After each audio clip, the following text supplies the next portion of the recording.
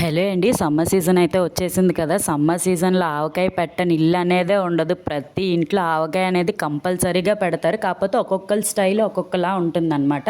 So మేము కూడా ఇంట్లో ఆవకాయ పెట్టాం. ఇది తీపి ఆవకాయే కానీ ఎండబెట్టి నిల్వ చేసే టైప్ కాదు. జస్ట్ ఓన్లీ 2 to 3 months ఉంటుంది అంతే. ప్రాసెస్ ఏంటంటే ఫస్ట్‌గా మామిడికాయలు నీట్‌గా శుభ్రం చేసుకొని వాటర్‌తో బాగా కడిగి ఒక పొడి క్లాత్‌తో బాగా తుడిచి బాగా డ్రై అవ్వాలండి. వాటర్ ఎక్కడ ఉండకూడదు ఈ ప్రాసెస్‌లో. ఎందుకంటే వాటర్ ఉంటే బూజొచ్చేస్తుంది.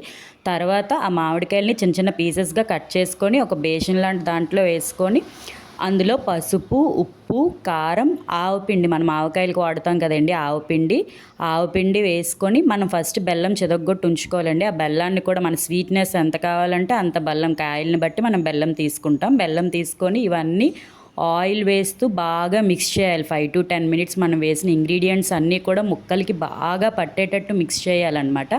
ఈ ప్రాసెస్లో ఎక్కడ వాటర్ అనేది మీరు టచ్ చేయకండి. బాగా మిక్స్ చేసి ఒక డ్రై కంటైనర్, మీ ఇంట్లో జాడీ ఉంటే ఓకే, లేదంటే ఏదైనా ఒక ప్లాస్టిక్ కంటైనర్, స్టీల్ అయితే వద్దు, ప్లాస్టిక్ కంటైనర్ తీసుకొని అందులోకి ఇది బాగా మనం మిక్స్ చేసిన మిక్చర్ అంతటిని కూడా అందులోకి ట్రాన్స్ఫర్ చేయండి. ట్రాన్స్ఫర్ చేసిన తర్వాత ఒక 2 days తర్వాత తీస్తే మనకు బాగా ఫర్మెంట్ అవుతుంది, పొంగుతుంది అనమాట. దీన్ని బాగా కలపండి. కలిపిన తర్వాత ఇంకో నెక్స్ట్ 2 days దాన్ని అట్లానే ఉంచండి. అలా ఉంచిన తర్వాత ఆ ముక్కలకి బెల్లం, ఆవపిండి, సాల్ట్ అన్నీ బాగా పడతాయి.